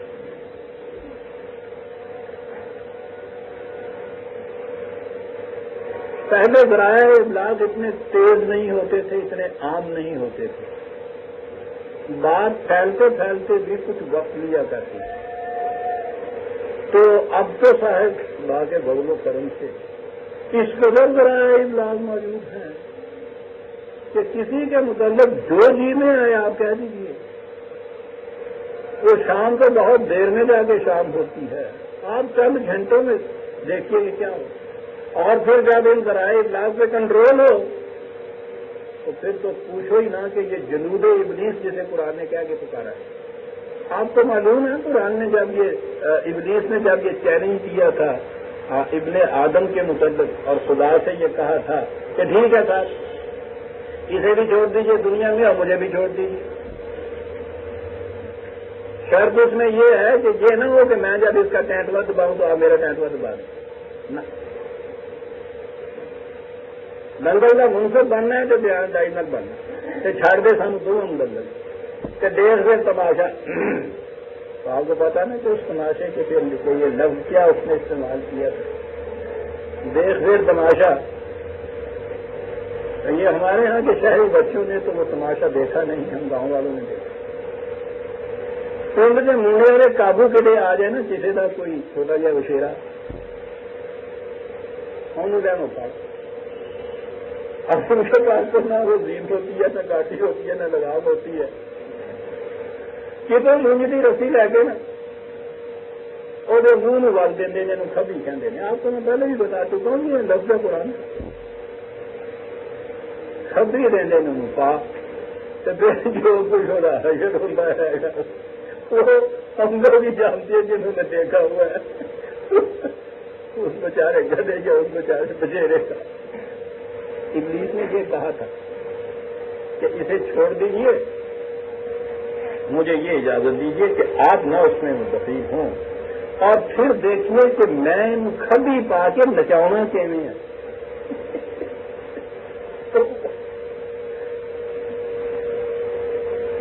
اور جو پوچھا گیا تھا کہ کیا کیا ذرائع اس کے لیے ہوئے، کہتے ہیں کہ وہ تو تفصیل بڑی لمبی چوڑی ہے، اس میں جو اس نے یہ کہا تھا کہ اور ذرائع تو ایک طرف ان کے جوانوں کی تعلیم میں کیسے یہ کروں گا، ان کے کاروبار میں میں اشتراک کیسے کروں گا، ان کے ایوانات سیاست کے اندر میں کس طرح نقاب پوش جاؤں گا۔ اس میں یہ کہا تھا کہ سب سے مؤثر ذریعہ میرا اصوات پر کنٹرول کا ہوگا، آوازوں کا کنٹرول میں رکھوں گا، اور اس کے ذریعے سے وہ کچھ کر کے دکھاؤں گا تو پتہ چل جائے گا کہ یہ ہے کیا ہے دنیا۔ اس دور میں عزیزان من وہ کنٹرول ہے، بات کیا بات ہے قرآن کی۔ ذریعہ ابلاغ ہوں خاص آپ. اور وہ ذرائع ابلاغ کے اندر یہ تو آج کی مشینری ہے آپ کے پاس جو ارباب سیاست کے ہاتھ میں آئی ہے. اور عام طور پہ یہ دنیا کی حکومتیں یہ سمجھتی ہیں کہ وہ بڑے وسیع پیمانے پر بڑے مؤثر ان کے پاس یہ ذرائع ابلاغ ہیں. انہوں نے کبھی غور نہیں کیا. یورپ نے تو کر لیا تھا غور اس سے بہت پہلے, مسلمان ممالک نے ابھی تک غور نہیں کیا. یہ مذہبی پیشوائیت کے پاس جس قدر یہ مشینری ہے آلات ابلاغ کی, بڑی سے بڑی مملکت کے پاس بھی نہیں ہو سکتی. سارے ملک میں کونے کونے خدرے خدرے میں ریموٹسٹ ولیج گاؤں کے اندر جہاں کوئی 4 جھگیاں بھی ہیں وہاں ایک مسجد ہے.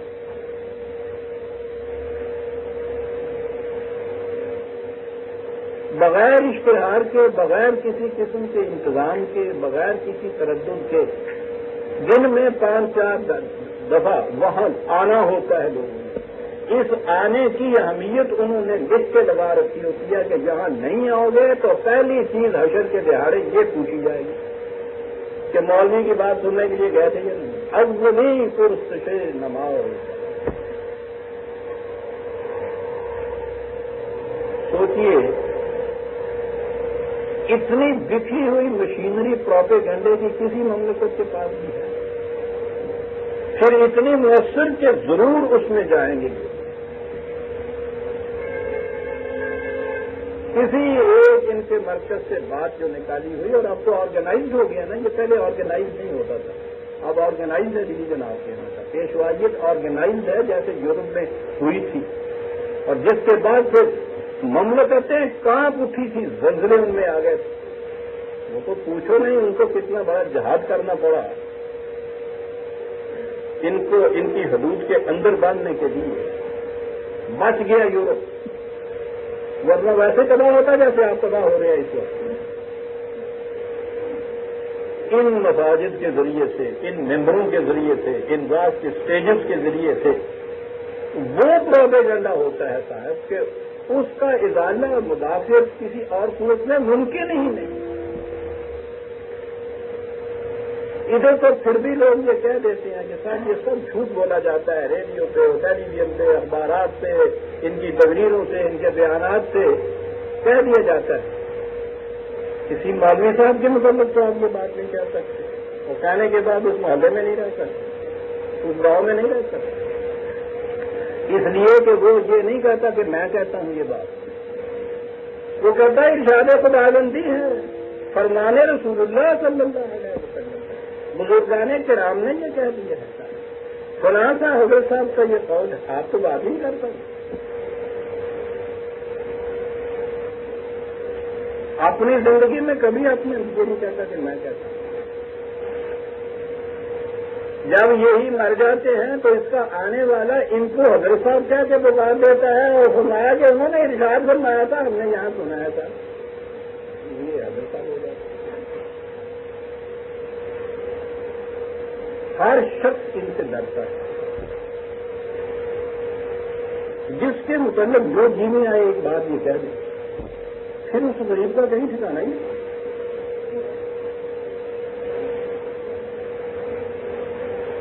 جو میں نے یہ گوشہ بتایا ہے یورپ بھگت چکا اس کے ہاتھ میں.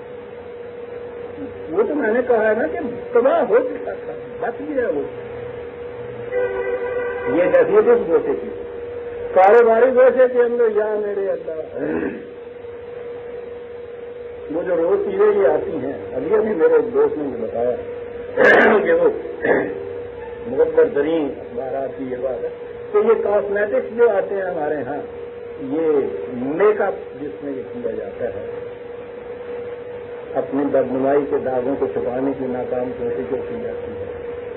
یہ جو کاسمیٹکس آتے ہیں, نے بتایا ہے کہ اس کے پروپیگنڈے پہ اربوں پاؤنڈ خرچ ہوتے ہیں ان کے اشتہارات اور پروپیگنڈے پہ.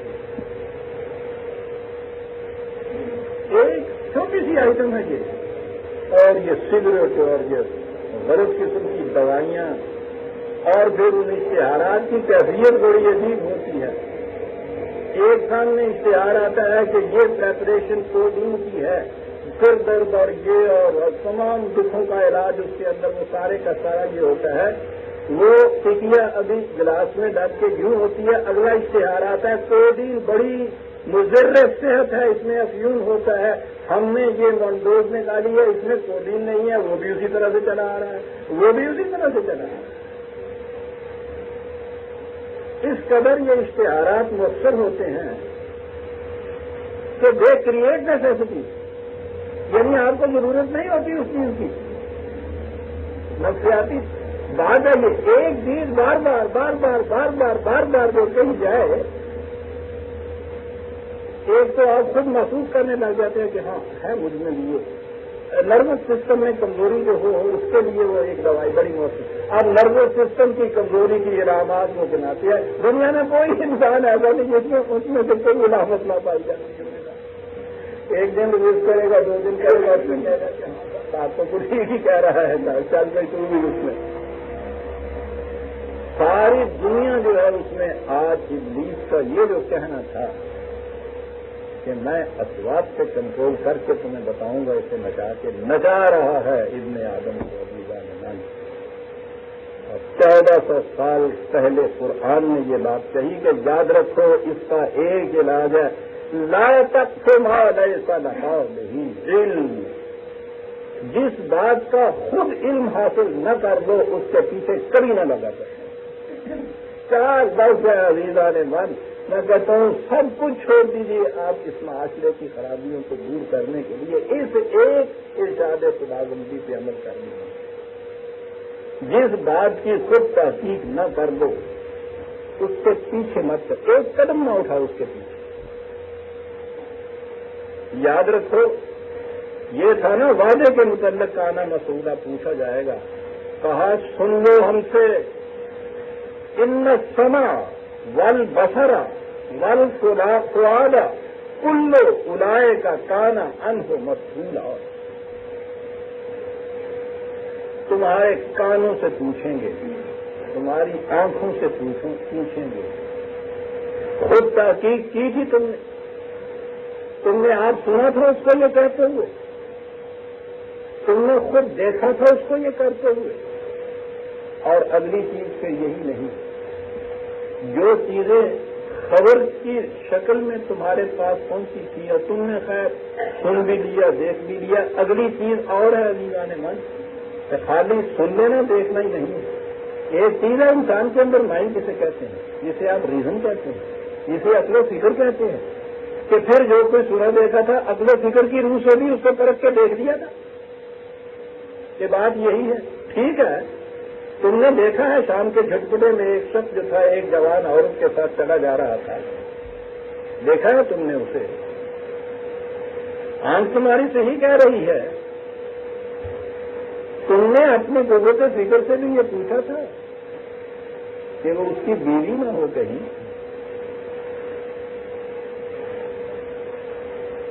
اگلی بات یہ بھی مائنڈ جو جسے کہا جاتا ہے, جو فیصلے کی قوت اندر آپ کے یہاں کہا ان سب سے پوچھیں گے, کانا کل اولائے کا کانا مسفن ہو مسرولا, ان میں سے ہر ایک کے متعلق ہم پوچھیں گے. برادران عزیز, میں نے عرض کیا ہے کہ اجتماعی طور پہ تو چھوڑ دیجیے آپ, پتہ نہیں کون ایسے انتظامات کرے گا اور کیسے یہ ہوگا.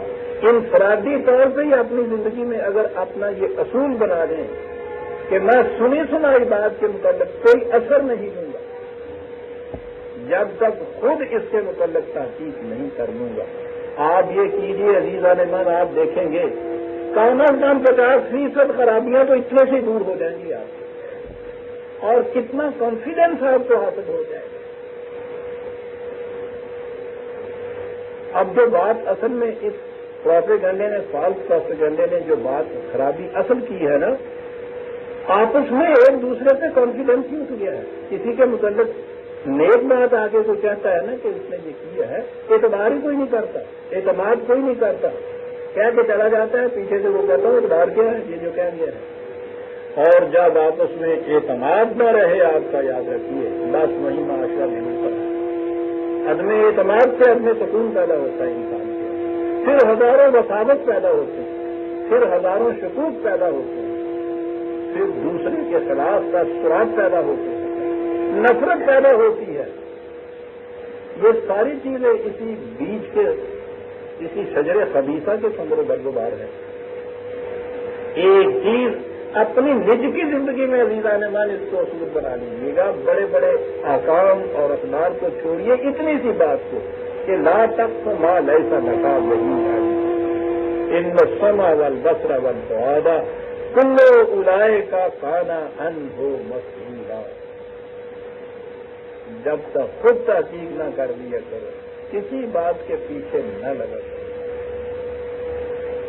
سیاست کی دنیا میں تو اس نے دوسری جگہ یہ حکم دیا ہے کہ کوئی فاسق اس قسم کی خبریں پھیلانے والا جب کوئی خبر پھیلائے زبان سے مت نکالو، وہ جو ذمہ دار کوئی مقرر کیا ہوا ہے آپ کی حکومت نے اس تک رپورٹ کر دے جا کے، کبھی آگے دوسرے شخص سے یہ بات کوئی نہ کرو، اس سے جا کے رپورٹ کرو۔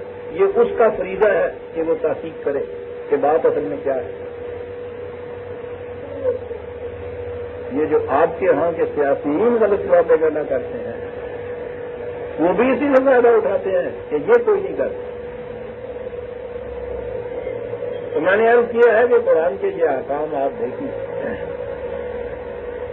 چھوٹے چھوٹے سے بظاہر حکم نظر آئیں گے، اور یہ بڑی بڑی خرابیاں جو معاشرے کی ہیں ان کے ازالے کے لیے آپ دیکھیے کہ کس طرح سے یہ حتمن چیز آتی ہے۔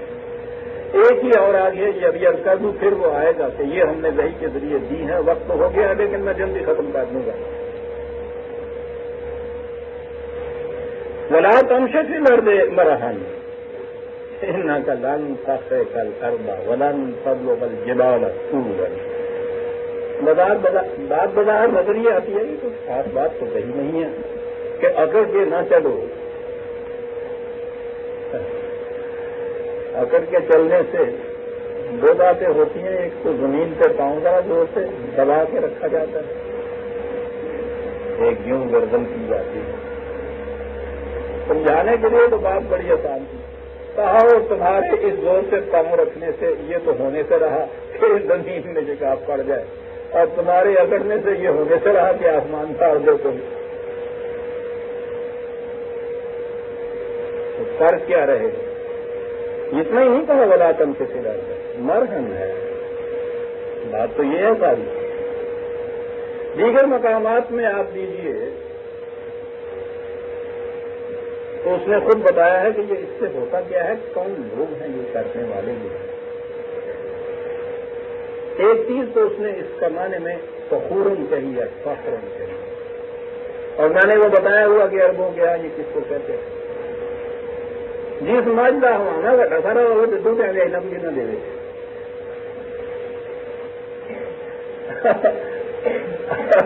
سے خبردار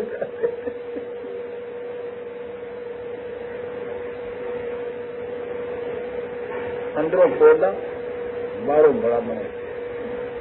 یہ نفسیاتی چیز جو ہے نا کر کے چلنے والے کی، آپ دیکھیں گے کہ کردار کھوکھلا ہوتا ہے، بن کے دکھاتا ہے جو وہ ہوتا نہیں ہے۔ اور قرآن نے دوسری جگہ کہا ہے کہ اسی کا نام فرح ہے، اسی کا نام فخر ہے، اسی کو مرہم کہتے ہیں جو یہاں لفظ آیا ہے، اور کہا کہ یہ وہ لوگ کرتے ہیں وَيُحِبُّونَ أَن يُحْمَدُوا بِمَا لَمْ يَفْعَلُوا 3/186۔ یہ وہ لوگ ہیں جو چاہتے یہ ہیں کہ ان کی تعریف ان کاموں کی وجہ سے ہو جو وہ کر کے نہیں دکھاتے۔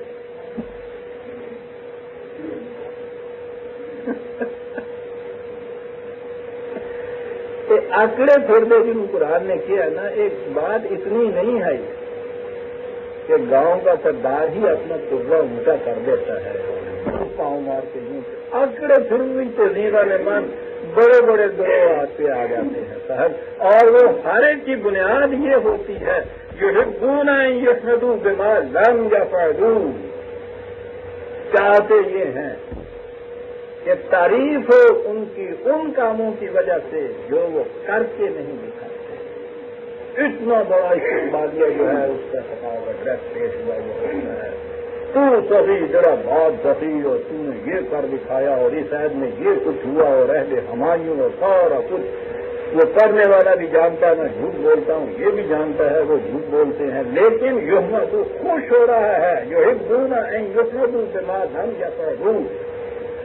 کہا کہ جب یہ ٹینڈنسی ہو جاتی ہے، جب یہ انسان کی یہ عادت ہو جاتی ہے کہ وہ خوش ہوتا ہے ان باتوں سے جو کر کے نہیں دکھاتا، اس سے اپنے اندر ایک نفسیاتی سی کیفیت پیدا ہوتی ہے جس کا اظہار وہ یوں اگڑ کر کرنے سے کرتا ہے، حوصلہ ہوتا ہے، بناوٹی طور پہ اپنے آپ کو بڑا بن کے دکھاتا ہے، جو کرتا نہیں ہے اس بنا پہ چاہتا ہے کہ لوگ اس کی تعریف کریں۔ کہا یہ نہ کرو، کل ظالے کا کانا صحیح ہوا اندہ ربے کا مقروفہ، یہ تمام چیزیں جتنی بھی ہیں معاشرے میں ناہمواریاں پیدا کرتی ہیں، اور یاد رکھو تمہارے رب کے نزدیک بڑی ہی قابل نفرت ہیں، بڑا عجیب لفظ آیا ہے۔